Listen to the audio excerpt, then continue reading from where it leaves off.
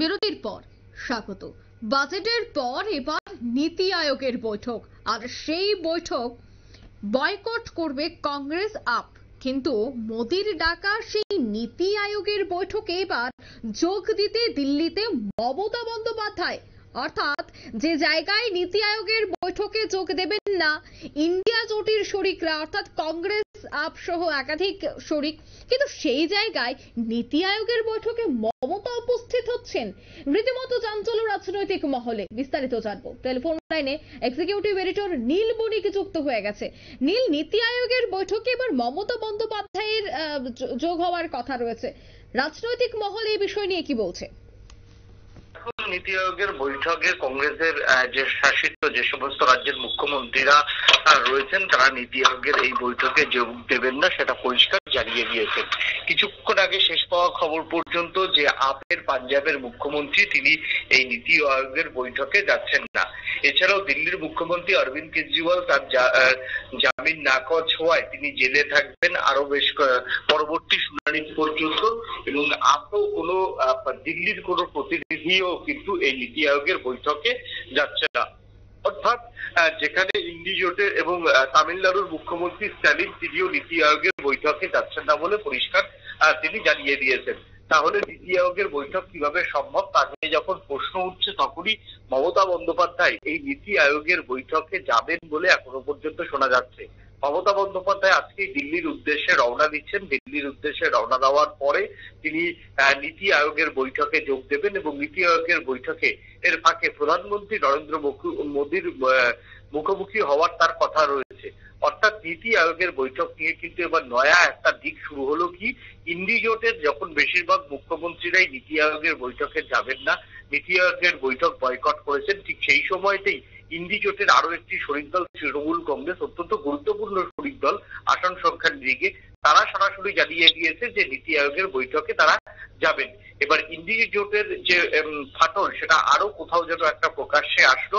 অর্থাৎ যারা নিজেরাই বলছেন বিজেপি সরকার আর আগামী 6 মাস নেই, তারাই বেশ কিছু সিদ্ধান্তে, বেশ কিছু জাতীয় নীতির প্রশ্নে তারা যে এক হতে পারছেন না, সেই ছবিটা কিন্তু দেশের মানুষের কাছে বারবার প্রশ্ন উঠছে। কখনো নীতি আয়োগের বৈঠক, কখনো বিরোধী দলনেতা, কখনো স্পিকার, কখনো ডেপুটি স্পিকার। এই ডেপুটি স্পিকার নির্বাচন হওয়ার আগেই কিন্তু কংগ্রেস বলেছিল যে ডেপুটি স্পিকার নির্বাচন আগে করতে হবে, তারপর পার্লামেন্ট শুরু করতে দেবে। কিন্তু সেই জায়গাতেও আমরা কি দেখলাম, ডেপুটি স্পিকার নির্বাচন না করেই কিন্তু সংসদের প্রথম দিনের অধিবেশন চললো, তারপর বাজেট অধিবেশন চললো, গতকালও বাজেট অধিবেশনের উপর আলোচনা চলেছে, আজকেও কিন্তু অধিবেশন চললো। অর্থাৎ 4 দিন কিন্তু ইতিমধ্যেই অধিবেশন হয়েছে। বিরোধীরা কিন্তু ডেপুটি স্পিকার নির্বাচন নিয়ে এখনো পর্যন্ত সংসদের ভিতর সেইভাবে কোনো ঐক্যবদ্ধ লড়াই দিতে পারেনি। অর্থাৎ প্রধানমন্ত্রী নরেন্দ্র মোদীর বিরুদ্ধে যতই তারা রাজনৈতিকভাবে সরব হোক না কেন, সংসদের ভিতরে কিন্তু সেইভাবে তারা কিন্তু ঐক্যমত্য সিদ্ধান্ত নিয়ে যে কঠিন একটা সিদ্ধান্ত নেবে এবং সেই জায়গাতে মানে জনসমক্ষে অন্তত সংখ্যাতত্ত্বের বিচারে প্রধানমন্ত্রী নরেন্দ্র মোদী পিছিয়ে পড়বে, সেই রকম কিন্তু কোনো স্ট্রং উদাহরণ তারা কিন্তু দেশের মানুষের কাছে টানতে পারেনি।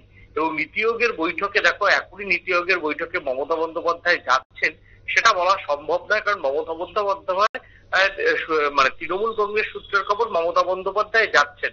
যতক্ষণ পর্যন্ত না যায় ততক্ষণ পর্যন্ত পুরো যাচ্ছেনই এই কথাটা বলা উচিত না। কারণ মমতা বন্দ্যোপাধ্যায় যেহেতু দিল্লিতে যাওয়াটা স্পষ্ট, তাই নীতি আয়োগের বৈঠকে যাওয়াটাও এক প্রকার নিশ্চিত বলেই ধরে নিচ্ছে রাজনৈতিক মহল। তবে যদি মমতা বন্দ্যোপাধ্যায় শেষ পর্যন্ত নীতি আয়োগের বৈঠকে হাজির হয়, তাহলে সেই ক্ষেত্রে ইন্ডি জোটে আরো একবার যে মতানৈক্যের ছবি সেটা কিন্তু দেশের মানুষের কাছে স্পষ্ট হবে।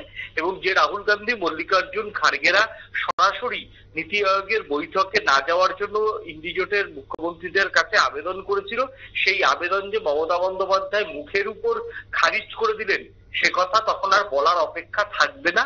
এবং সেই সঙ্গে অন্তত বিজেপি কিছুটা হলেও স্বস্তিতে থাকবে যে ইন্ডি জোটের মধ্যেই বহু ইস্যুতে তাদের জোট শরিকরা কিন্তু এক হতে পারছে না। বিজেপিও নিশ্চয়ই মমতা বন্দ্যোপাধ্যায় সহ বিভিন্ন যে শরিক দলগুলি রয়েছে ইন্ডি জোটের, তাদের মধ্যে যদি ফাটল ধরে তার কৌশলী চাল তো অবশ্যই বিজেপিও পাল্টাবে। যেভাবে এনডিএ জোটে যেভাবে ফাটল ধরানোর জন্য মাঝে মধ্যে মহারাষ্ট্রে কিছুটা চেষ্টা করছে, কংগ্রেস শিবির, সেইভাবে প্রধানমন্ত্রী নরেন্দ্র মোদীও নিশ্চয়ই এমন কোনো চাল দেবে যেই চালে কিন্তু অনেকটাই তাদের যে মতানৈক্যের ছবি সেটা দেশের মানুষের কাছে আরো একবার স্পষ্ট হয়ে যাবে বলে মনে করছেন রাজনৈতিক মহলের একাংশ। একদম ধন্যবাদ নেই।